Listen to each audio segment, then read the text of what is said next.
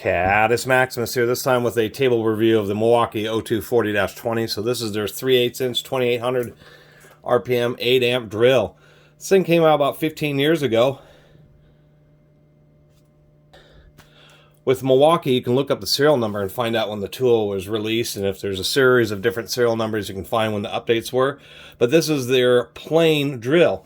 So what ended up happening with Milwaukee is their old hole shooter series, which was like this style, all the different speeds, 3/8 and 1/4 inch, all had this similar body style, and this was all the way back from the 50s and 60s even. As they progressed through the 80s, you know, they kind of updated them a little bit, but they still had the basic design, you know, plastic motor housing, set of metal, a little bit more power as the years went by. But this was their design language all the way up through the 90s, and then in the 2000s, mid-2000s, they kind of updated, and it appeared that they had two different versions. What they did is they had their Magnum versions. This is different from their half-inch Magnum hole shooters, but they had, well, I should say they do have Magnum ones that are of this body style, which are updated, but it seemed to kind of run in parallel with this body style, and I'm not exactly sure. This is a non-Magnum, and I think that may have been it, as this was just a little bit cheaper. Both of these were made in China, but it appears that the Magnum series was still just a bit more of a premium version, or this was their non-Magnum. They still have this listed on their website, although I don't think they're actually selling it anymore. And they didn't have half-inch versions. This was just like their 3/8 drill. The big difference is they put a big 8 amp motor on it and raised the speed to 2800 RPM. 3/8 drills, it's pretty much, I mean, more modern ones have been 2500 RPM. There's been slower ones, you know, this is 1000 RPM Carpenter's drill. A lot of them were 1200 RPM from other manufacturers, Porter Cable, etc. The other big seller, I guess, of 3/8 drills would be like these DeWalt's, which are 2500 RPM, and that seems to be just about the universal standard. I have Rigids and Bosches, and they all are like 2500 RPM, but Milwaukee, actually for a long time, even in the generation previous to this, they had 2800 RPM 3/8 drills, and that's just kind of how they were trying to set themselves apart. A little bit more powerful motor, 8 amps. DeWalt since moved up to 8 amps as well, but nonetheless, 8 amp motor and a little bit more RPM. I just don't think they were quite as nice. Like, one of the things is this doesn't have a trigger lock where the other Magnum ones did. And actually, even DeWalt ended up eliminating the trigger locks, unfortunately. But it was around that 2000s time frame that those DeWalt's that I showed you in their previous 6 amp versions really just became huge sellers. To tell you the truth, this particular body style Milwaukee is particularly rare, to tell you the truth. Just not a lot of people bought these. When people bought Milwaukee drills, they either bought the old hole shooters because in that generation, the 90s, 80s, etc., they were some of the best, to tell you the truth. And in the modern era, they're either buying various versions of the Magnum hole shooters, like these 1/4 inch ones, and primarily it seems to be the half-inch versions, either the old 3-finger trigger style, or the newer ones that are sold at, you know, home improvement stores, or this body style, just half-inch version, bigger gear case. This is a 4000 RPM one, the model 0101, if you're wondering, and I really like it as just a high-speed 1/4 inch drill. And there's issues, and I've read the comments like this. This hasn't been used much, but already has the overmolding peeling, and it seems these with these rounded gear cases were some of the most negatively reviewed Milwaukee drills. They seem to be okay, but they're just not as good as some of the other units. And that's why I'm just doing a table review, not doing a bunch of drilling tests, because they're just, you know, it's a 2800 RPM 3/8 drill. It's just a run-of-the-mill drill. And it'll perform about the same as one of those DeWalt 2500 RPM drills. Even though it has an 8 amp motor, they're just gearing it down, you know, trying to get you a little bit more speed at that 2800 RPM. But if I want speed, once again, I'll just use a 4000 RPM drill. And, you know, if you're running spade bits, even though you get a little bit more productivity, it burns them up and doles them out faster. So anyway, we'll just take a quick look inside. Generally, you know, all of these quarter drills, it's just, they've all kind of come down to this standard design language. This brush setup looks exactly as it does, or almost exactly as it does in the DeWalt, and that's just the design language. There's just only so many ways to design a quarter drill. We have clock springs. Pressing on the back of the brushes just makes the whole brush assembly a little bit shorter. We have a copper wire that's embedded into the brush, attached to brass brush guides.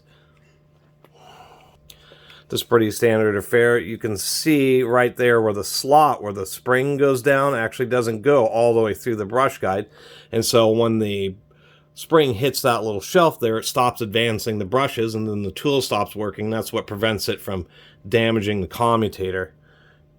Kind of hard to see, but this drill has been hardly used. There's our variable speed trigger.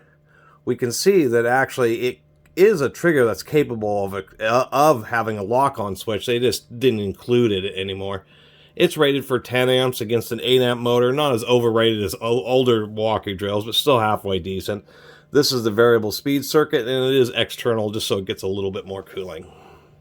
Now, Milwaukee still uses chuck lock screws, so you should be able to remove that lock screw. It's counter thread, so it'd be right to release the lock screw, and then counterclockwise to get the chuck off, which is a more traditional, easier way of dealing with it. But a lot of manufacturers, Makita, DeWalt, have all started going with no lock screws, and they're just extra torquing the chucks from the factory. Now, this is where it gets a little bit more unique. Now, I've mentioned this before, but a lot of manufacturers, the DeWalt I showed you, this Milwaukee, they're all going with these little spindles that are very coarse. If I can get the camera to focus there. But this is just 4 teeth with a very steep spiral bevel. And what Milwaukee started doing this early, but like I said, like the DeWalt I just showed you, so many of them manufacturers are doing this because over the decades, it's really shown that it's better to have less teeth and have each tooth have a thicker cross-section than it is to have finer teeth, primarily because thicker teeth actually go deeper than finer teeth, and that gives you more material, and when it came, push comes to shove, they actually last longer. That's why all these manufacturers are now going with these really coarse teeth. 4 teeth on a spindle is not very many teeth, but they're really thick, and it doesn't make too much noise because, once again, there's spiral bevel here. But what makes this Milwaukee interesting is that it has a metal diaphragm, so it's an all-metal gearbox, but we can see that that diaphragm is actually held in by 4 screws. It's like this whole independent system. We do have a little rubber plug there. The reason they do that is that it gives a little bit of a relief, so it's easier to get the bearing in and out, and then helps reduce vibration. But it is a interesting gearbox design because it really should be pretty secure and pretty heavy duty because this is its own separate bolted together gear case. Now we got this apart. It's just interesting because people don't have particularly great comments, but really getting into this, it seems to be a pretty decently engineered tool. We can, as evidenced by how long the teeth are on this motor spindle here, there is a pretty wide gear in there, about a 1/2 inch wide. The whole purpose of that is a wider gear is just more surface area, less specific pressure, and so it should help it last longer. We do have a little gasket in here. Even though this is held in by 4 screws, we can see these 2 posts here. They fit in here and here, which maintains a precision alignment, and that's actually really important for gearboxes.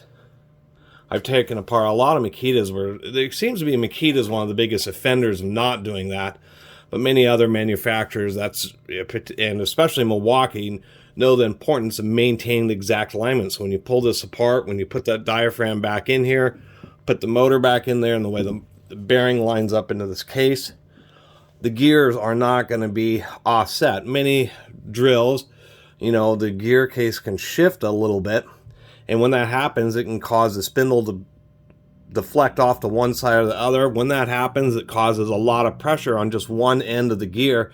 It can cause the gears to really wear out much more quickly. If you look online, you'll find out that the lifetime of gears is dependent on their load and how precisely aligned they are. So that's nice to see, because you can take this apart, put it back together, and know that it's going to be perfectly aligned as soon as you do reassemble it. And something else that's like shared by the DeWalt is you'll probably notice earlier that the end of the spindle kind of looks funny. It's a little bit turned down. DeWalt does the same thing. Because these spindles have such coarse teeth in them, they're cut in pretty deep. They're pretty narrow. And so under heavy-duty applications, one of the issues is you just get a lot of force and the spindle wants to deflect away from the gear, bend. So both those, like those DeWalts I showed you in this Milwaukee, you can see down in here, there's actually it's a little bushing in there because it doesn't take constant load. But what that is providing extra support for the end of the spindle, so when it does get jammed up or you're doing more heavy drilling operations at the limits of its power, it just provides support at the end of the spindle. So it's supported on this side by the bearing and this side by the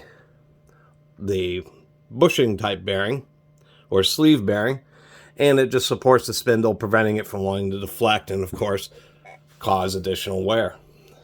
So it's just a nice little feature, and we'll see, because it's high speed, it's only a single reduction in here. And yes, we do have a little needle bearing to support the back of the spindle. Put it all back together, and actually, I mean, I don't mind this design. This is a pretty robust gearbox design. But some of the crux of the issue, I could see why, is like these are just plastic tabs that are sticking way out to integrate into the gearbox.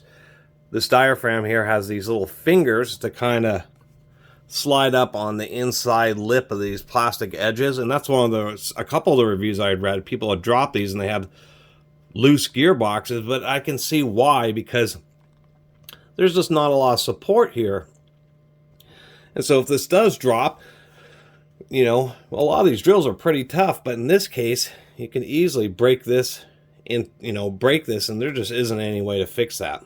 I mean, you would have to drill all the way through and put an extra long screw. That would be the only way to fix it. But I can see how, even though when you have this gearbox on, it's supposed to be kind of supported by this little lip area, really, you know, it's going to deflect when you drop it. And that's, you know, probably the biggest issue. They should have had a little bit more plastic around the area, just to make it a little bit more robust.